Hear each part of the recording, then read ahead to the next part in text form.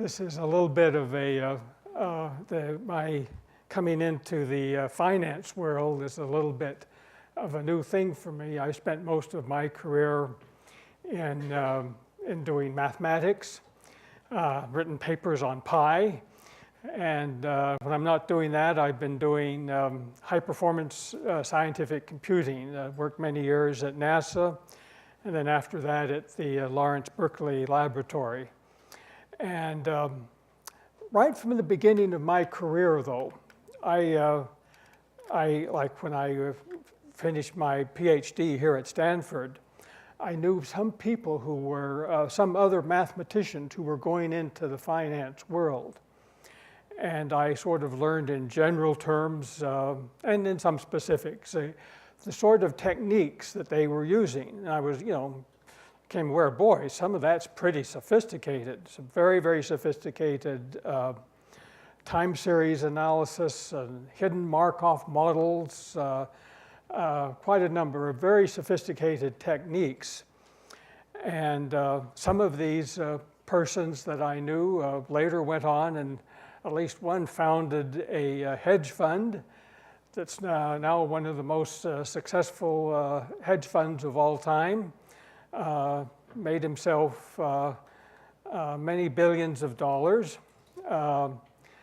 So I myself didn't get involved much in finance, though, until maybe like about 10 years ago. Anyway, I'll tell you more of the story in a minute here. First of all, I'd like to just mention briefly this let's see, Neil and Emma and Peter all mentioned this AlphaGo program. There's actually been just a new development of that just in the last week or two. The earlier versions of AlphaGo were trained using both human input and then the computer playing a lot of games against itself, a lot of huge library of Go games that were available in the public domain were used as input. This is the program which surprised everybody last year by beating this Korean master, and then earlier this year in April beat this Ki-J, this Chinese master, and everyone really was impressed by this. But the recent development is that the DeepMind researchers started over, and they just basically programmed the rules of the game of Go, and then had the computer just start playing games against itself. The first iterations, it was just sort of randomly scattering pieces around the board, playing very, very poorly. Within a day or two, it had advanced to the point of a good human player. And after 3 days, the program defeated the earlier program, which had defeated Ki-J 100 games to 0. And then they let it run, and they said they had a system where they rated it using the same rating scheme that they rate human players. And after 40 days, this program had an ELO rating of over 5,000 compared to like the Ki-J's rating, which was 3661. So they said, by comparison, the new AlphaGo Zero program is as far ahead of Ki-J as Ki-J is ahead of a good amateur. So to me, this is really remarkable. And here's an example of a program learning without human input, other than just programming the rules of Go and letting it at. It's really a remarkable result. And I think it has real application for a wide range of AI applications, including finance. Again, just a week or two ago, an article came out in Bloomberg. It was a feature article on AI, emerging AI applications in finance. And it says, the fraternity of bond jockeys, derivatives mavens, and stock pickers who've long personified the industry are giving way to algorithms and soon artificial intelligence. Goes on to say the tools will relieve staff of routine tasks and offer an edge to those who stay in the field. He said, but one day the machines may not need much help. And so this is, this was written, a lot of the focus of the article was on how many different areas different parts of the finance world whose jobs are threatened. And here are just a few of the ones that they mentioned. The credit markets, automating subjective decisions about bonds and bond sales, either way.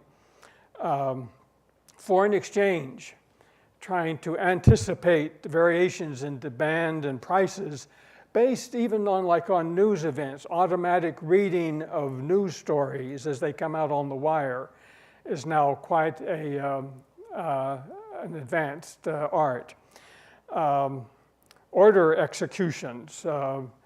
You've all heard of these games of stealth and anti-stealth, and companies installing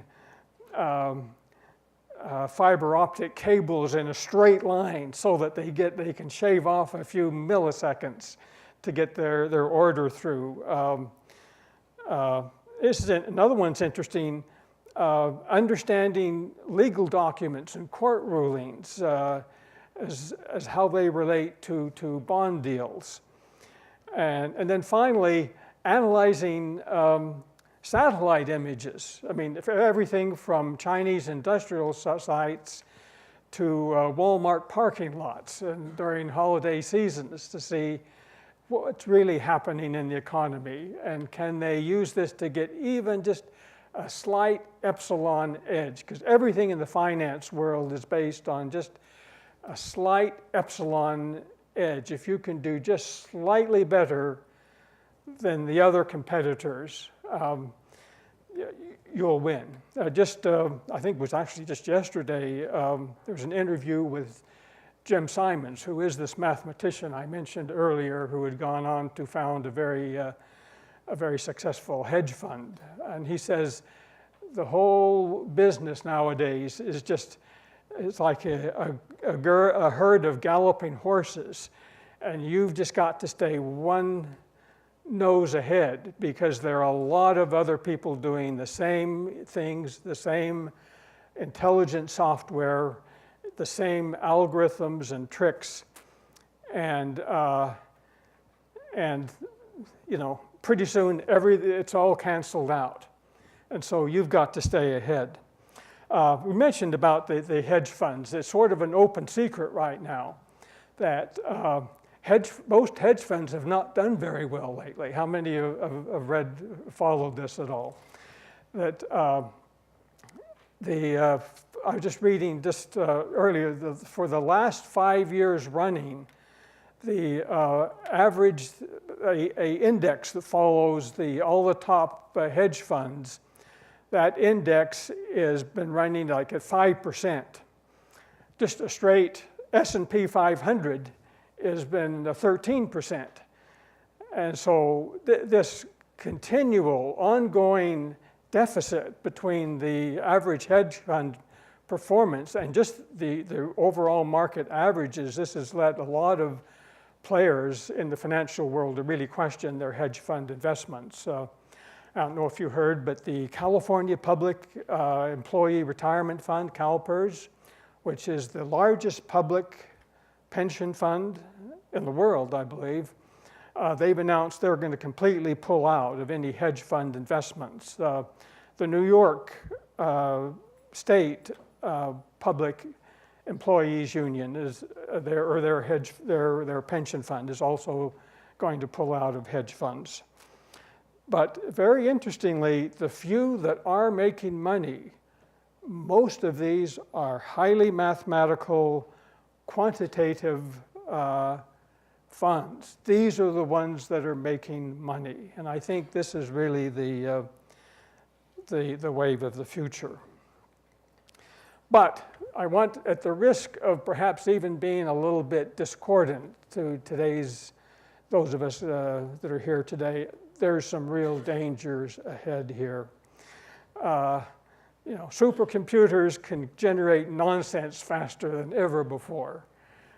We've really got to be in a large, not just finance, but a large range of applications. We've really got to be careful with the details. Are the models realistic? And in particular, are the statistical methods we are using to test and measure the progress of these systems, are they really appropriate? And is there a sufficient raw data to justify the conclusions we are drawing from this data?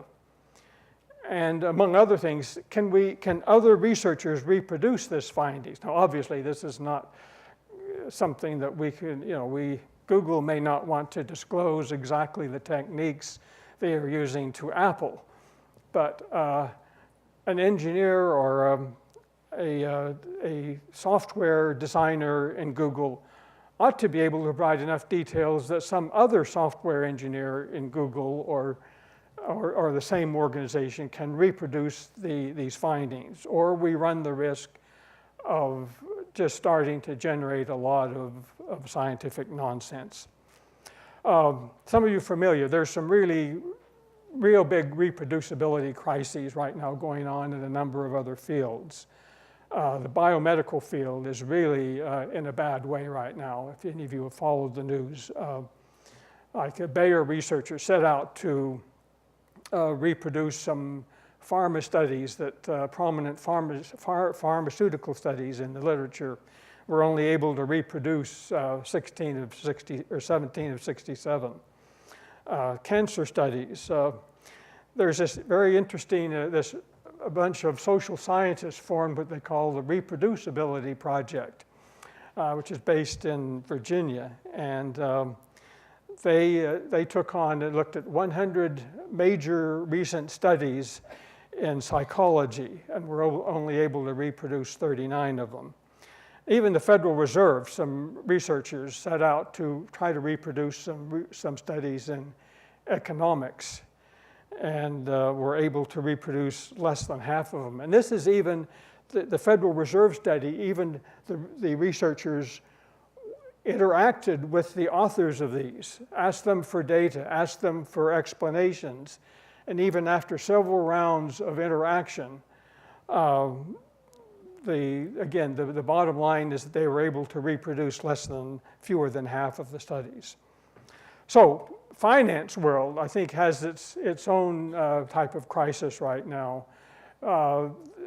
particularly in the public eye. A lot of people, rightly or wrongly, believe that the Wall Street system is rigged against them and was good part responsible for the big financial crash of 2008 and 09.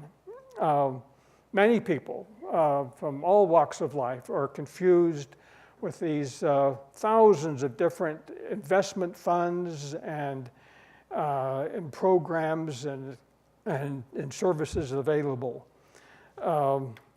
We've all heard financial forecasts, and people are starting to get kind of skeptical of these. Also, the financial news, anyone, if you have opened financial news, whether it be online or print sources, there are lots of charts and pseudo-mathematical jargon, Fibonacci ratios, parabolic SARs. And I sat down with a financial colleague. We went through some of this, and near as we can tell, this is all bogus. Anyway, so here's the question is, before we start pointing finger, you start pointing a finger, and there's one finger going out, but there's 3 or 4 coming back. And so maybe we should assure that our own published research is mathematically and statistically sound before we start pointing too many fingers. Anyway, I mentioned how, again, I was sort of trained as a mathematician and sort of came into the finance maybe 10 years ago. I worked with a colleague, a rather prominent financial mathematicians in New York City. And one day after, again, this is after several years of collaborating with him on some various studies, I sat down and I wrote kind of a long-winded email to him, and I said, you know, one thing that's always puzzled me about the financial world, and I cited several examples, both from media news, financial news reports, and also from some peer-reviewed articles in the field, scientific articles. And he said, you know, is it just me?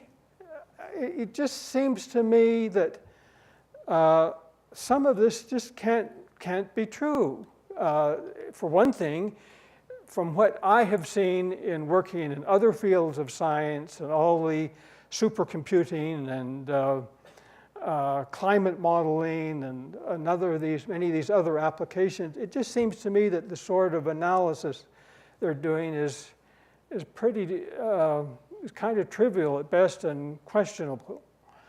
And then when a lot of these people say, just based on eyeballing charts, that they know where the stock market is going, I said, oh really, you know, here we have supercomputers and some of the brightest mathematicians and physicists and other disciplines combing all the market data for wiggling every little bit of signal that they can. And there's something that they've missed that a human just eyeballing a chart could pick up. No, this doesn't make any sense. And so anyway, I said, so why doesn't someone blow a whistle on this? Am I missing something? Am I the only one here? And anyway, he didn't respond, and in fact, a few days later, I kind of felt embarrassed about it. I thought, okay, this guy got a sort of a strange, long-winded email from a colleague of his, and he shrugged it off, and oh, okay, yeah. But about a week or two later, no, he did respond, and he says, no, Dave, it's not a dumb question at all. He said, it's a question that I have struggled with, and which answer makes me an unhappy man. He says, the truth is most people in this industry are charlatans. They are not scientists. He says, I completely agree with your assessment. The amount of nonsense in the field is incredible. And so, anyway, we discussed this some more and actually decided to do something about it. And so we organized a little group, which was provocatively called Mathematicians Against Fraudulent Financial and Investment Advice, MAFIA for short. And we thought, we're going to do more than just poke fun. So we've written a series of articles and studies, and where we're one by one showing how different sectors are going wrong. And the biggest theme here is the people are drawing conclusions that are not statistically sound. And in the finance world, this is called backtest overfitting. It means, or a backtest meaning you're testing some model based on historical market data. Overfitting means statistical overfitting of that market data. And there are several ways this can happen. You can propose a theoretical model which with all of its little tuning knobs really encompasses more information than the amount of data you're feeding to it. Or you may have some proposed new financial investment strategy, and then you set a computer loose to optimize over a huge space of parameter variations, or doing an optimal search technique to find the optimal solution, where in this means a variation of your strategy that gives the best score on the historical market data you're using. And then the third is that you construct some investment fund, say like a a weighted combination of S&P 500 stocks. And, but then again, you use some computer scheme to explore over the space of all possible weighting factors to find a maximum point. And then that's the one that you market. But the trouble is, when a computer can analyze over many thousands, millions, or even billions of variations on some fixed data set, and then you only present the best, it is almost certain that that will be statistically overfit and absolutely worthless. In fact, it may well, we actually show that it might even be inclined to lose money. So it may be worse than throwing darts at a dartboard. So for instance, again, this is based on one of our studies. How easy is it to overfit a backtest? If you have only 2 years of daily, say, stock market closing values as your data set, then you better not try more than 7 variations of your strategy or it'll be statistically overfit. And if you only have 5 years, you better not try more than 45. So obviously, if you're trying thousands and millions and billions, you were overfit. Absolutely certain, guaranteed, it's garbage. So anyway, here's just sort of a way to illustrate this from kind of a homey point of view. Let's suppose you're an unscrupulous financial advisor. And so one day you send out 5,120 letters to prospective clients with half predicting that some stock or some market index will go up and the other half predicting it'll go down. Obviously, you're going to be right on half of those. So to the half that you're right, you send out another letter making another prediction. Half of those will be right. You keep repeating this. After 10 iterations, the final 5 investors that come out of this experiment are just going to be astounded that you have sent them 10 consecutive spot-on predictions.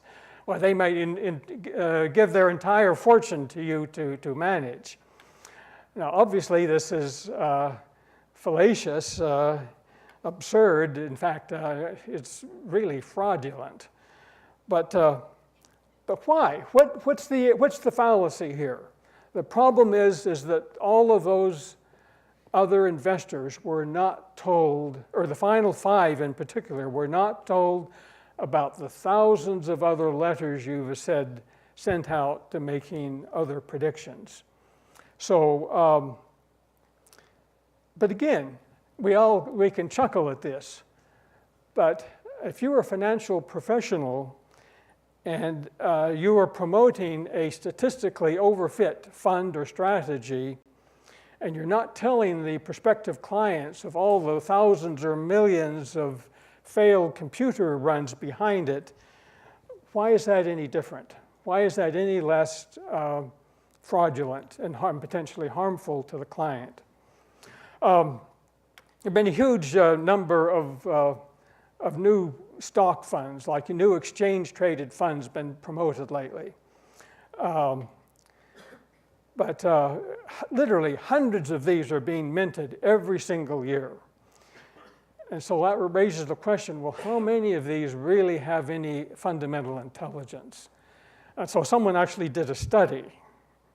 That's the problem with doing kind of statistically questionable stuff, is that there are some few nasty people in this world that actually look at your record and actually do some calculations. And in this case, the study found that out of 370 new stock market indices that had been proposed, 87% of these outperformed the market averages up until the point that the fund was turned, or the index was turned into a fund and actually deployed. But only 51% did so afterward.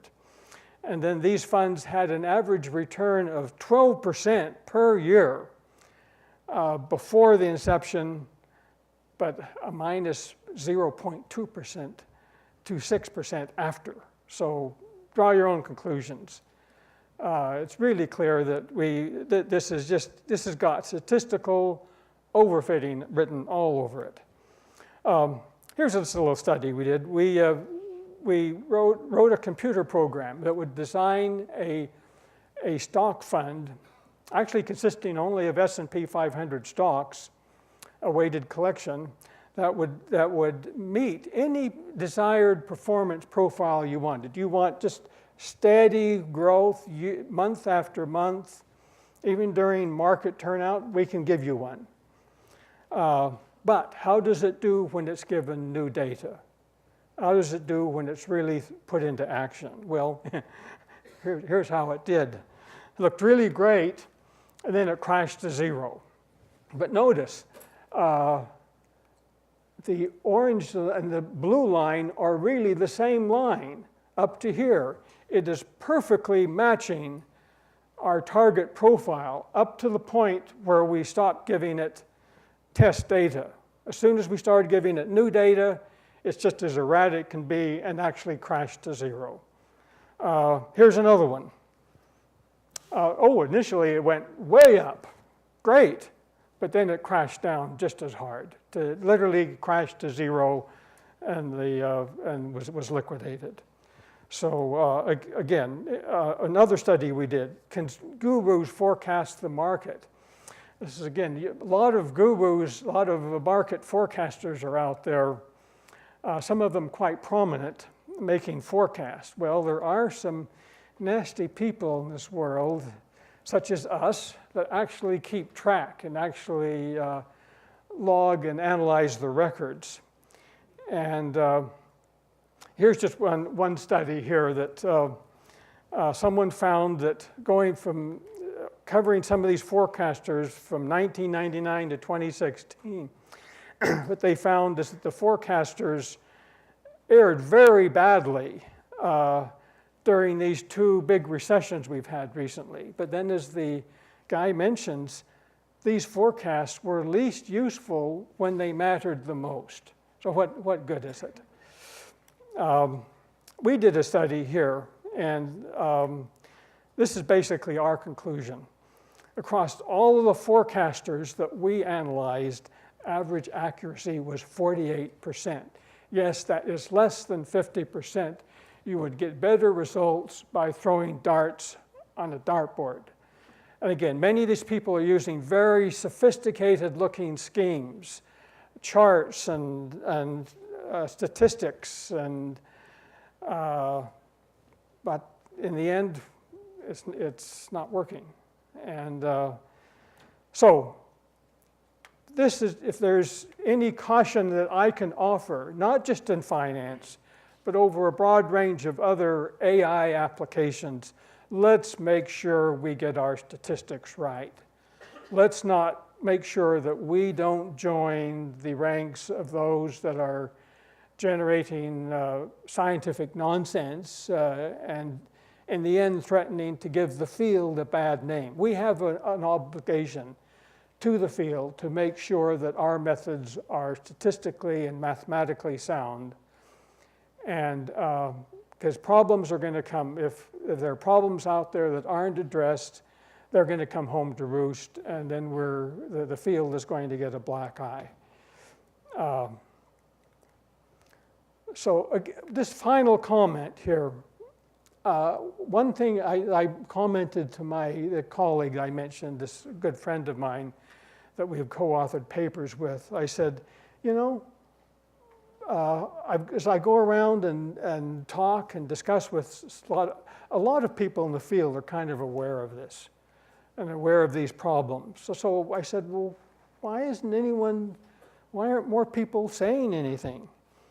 And he said, yes, this is a really serious problem. The field has got to have some reckoning. In general, I think that this is a problem that is afflicting many fields of science. How many have heard of p-hacking, where people are essentially, they continue doing studies until they get a p-value of 0.95%, and then they publish it. And fudging and adjusting their figures here and there. We've mentioned about failing to disclose the number of models or variations, misusing statistical methods. Charts, misleading charts that are dressed up to make the results look a little bit better than they are. This has always been a problem in high-performance computing. Early in my career, I wrote a notorious paper saying misleading performance reporting in the high-performance computing field. And I stood up at a plenary lecture in the supercomputing conference, and I put up examples, and I named names, and showed charts that were taken from peer-reviewed scientific papers. When the talk was over, I left town. And again, I don't like doing this. I don't like the role of being a referee or a policeman, but more of us need to do this. More of us, when we see stuff that's been going on in the field that is not sound, it's not statistically or scientifically sound, we need to speak up, because otherwise we're accomplices in these abuses. Thanks.